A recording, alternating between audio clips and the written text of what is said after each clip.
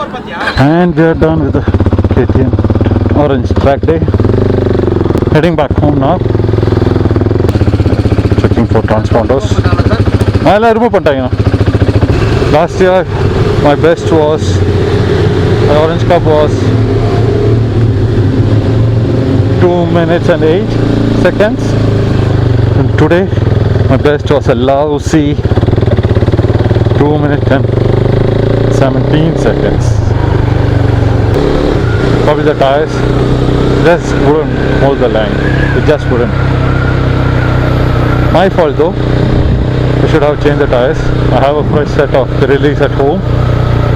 But instead wanted to eke out every bit of this Metzler. Huh? You're coming from Bangalore. You're heading back now. Man, aren't you tired? Yeah, very much. Crap, man. Exhausted. Ride safe, huh? Ride safe, take it easy. Yeah. You're also heading back to Bangalore? No, I'm from Chennai. 20-30 kilometers, I'm home. You guys probably have to go 350 kilometers. Phone, check. Wallet, check. Very, very, very disappointed. Not because I didn't give it a try, because I didn't change the tires. Cheapskate. The Orange Cup is likely to be announced for the month of, scheduled for the month of Jan. 3 months to get some fitness. Couple of track days to get the confidence back. The first item on the list is get new tires. But overall, the experience was good. Last year it was done by FX Racing Academy, and this year it's done by Gusto. Both are equally good. And there's a track day for the masses, so you can't expect, a one-on-one attention or something like that. To expect that is stupidity from our part. But I know it was the crowd is a safe environment. There were plenty of batches. The slow riders and the fast riders are split. So that is I was the slowest in my group. With the ball tires, it was riding on marbles. But then again, understood. If you are after times, you got to have fresh rubbers. You got to invest on fresh rubbers. The third session, I had reduced the air pressure from, I was running 30 hot. I brought it down to 27, 26, running back. It was good. I was feeling confident.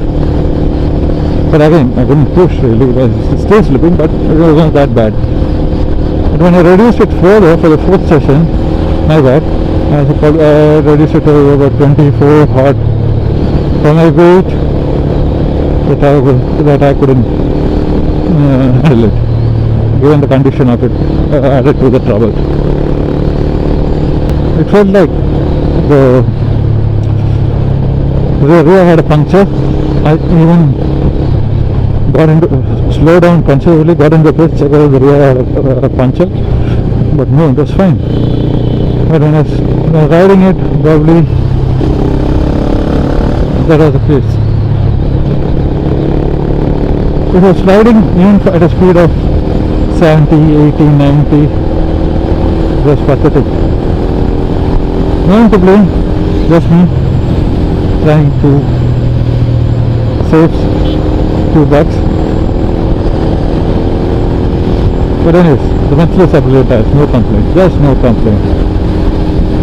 It's just awesome, they stick like mad. Hopefully the Pirelli recipes are equally good.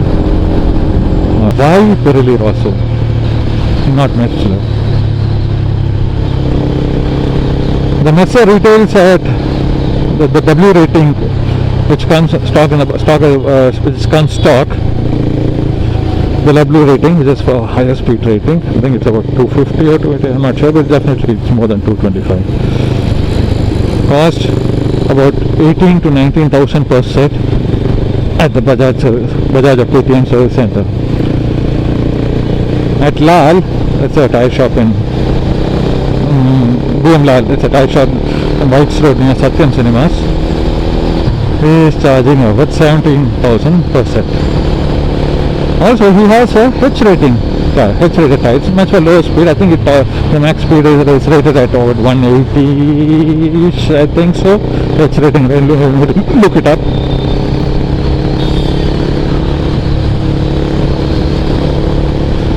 That is charging 15,000 per set. That's not bad. I would imagine the H rating would be better suit for the KTMs because you're not exceeding the speed limit. Plus, I feel it's going to be a softer compound. Why? This is just my guess, because when Pirelli Rosso 2s, they have 140 section tires and 150 section tires. The 140 section tires is H rated, and the reviews from Motorcyclist Online or Motorcyclist Magazine or even he says the 140 section tires are much better than the 150 sections. It's much stickier. So because of the H rating. If it's W rating, you're forced to use, the manufacturer is forced to use more harder compound to support the extra speed. Also for the 150 section tires, you're not going to use the entire tire. No matter how fast you are, there will be at least 5 mm or 4 to 5 mm on each side left, the thread left. So you're not going to use the entire tire. I'll be happy if someone proves me wrong. You can comment or post a link to the picture or send a picture, whatever, of someone using the entire 150 section tire under race conditions. For 140 section tires, at full length you use the entire tire, and you don't need more. So it makes sense to use 140 section tires. Even the MRF race tires, the race compound tires supplied by MRF for the national championships, is 140 section. That's I think 140/70. So it's slightly higher profile, so you get more ground clearance, and you'll be able to have some more ground clearance, and that is your foot flex won't be scraping that bit. No major incidents today at the track day. A couple of offs, nothing major, just broken levers and bent handlebars and stuff. Nothing more than that. And, I think that's good work by the amazing team.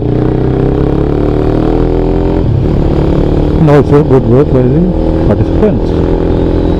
Tentatively, if the orange curve is going to be made of Jan, I have about 3 months to get fit. I'm under pressure to defend my 5th position from last time. Yep. So interestingly, not so interestingly, I had 2 hours today, then I didn't fall down, I went off track. The first time was after C3, you go into the flip-flops and you will be on a left-hander connecting onto the front straight. I think that's called the front straight. Yeah, front straight. And the bike won't hold the line. Usually it's easy peasy, but the bike wouldn't go. It would run wide. And by the time I was off the track, I was doing 140 on the speedo.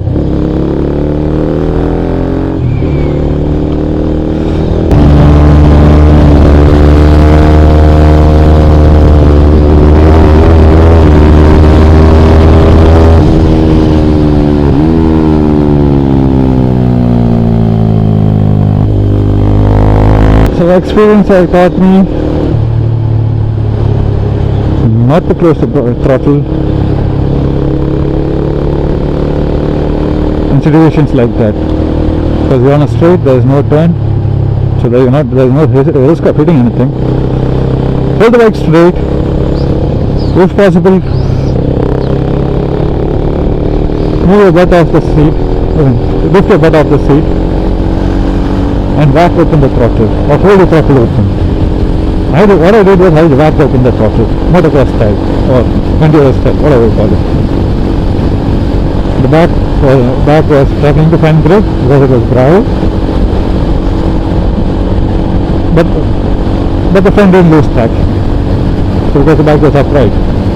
Before I close the throttle or cut down the gear or apply brakes, let it be front or back, I have definitely hit the deck. There's a saying, right? When in doubt, gas. The second incident, the following lap,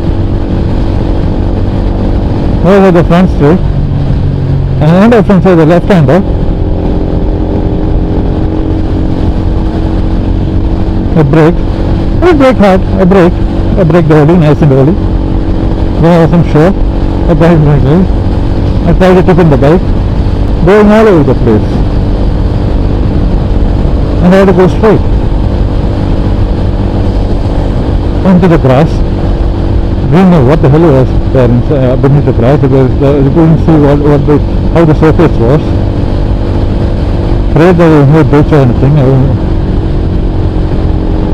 As before, so waited my brakes, got my butt off the seat,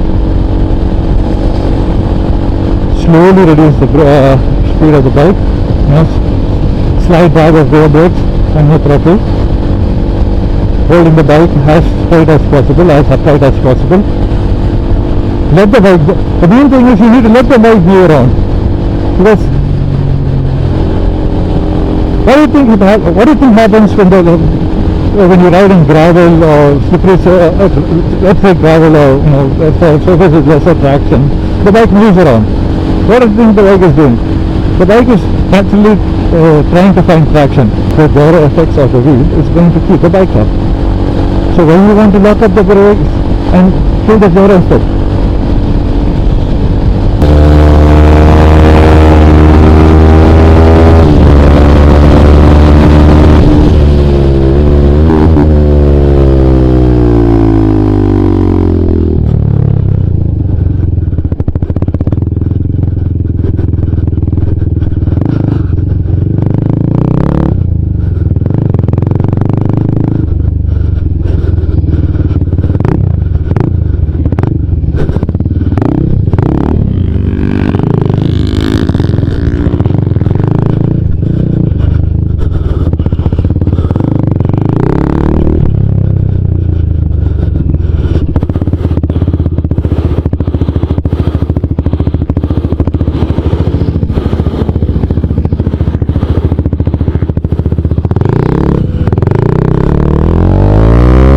not something you should be proud of. I mean, I should be proud of. Going off the track is something silly from my part, because it was my mistake. Anyways, it didn't cost me much. Okay, maybe bruised ego, but no harm. I'm safe. Maybe that's how cross-training help. Maybe cross-training would help in that sense. By cross-training I mean you ride both enduro trials as well as your track. So you get used to that lesser traction. Those kind of situations. You ride on mud, you ride on gravel, you ride on water, you ride on clay, you ride on bloody shit and anything.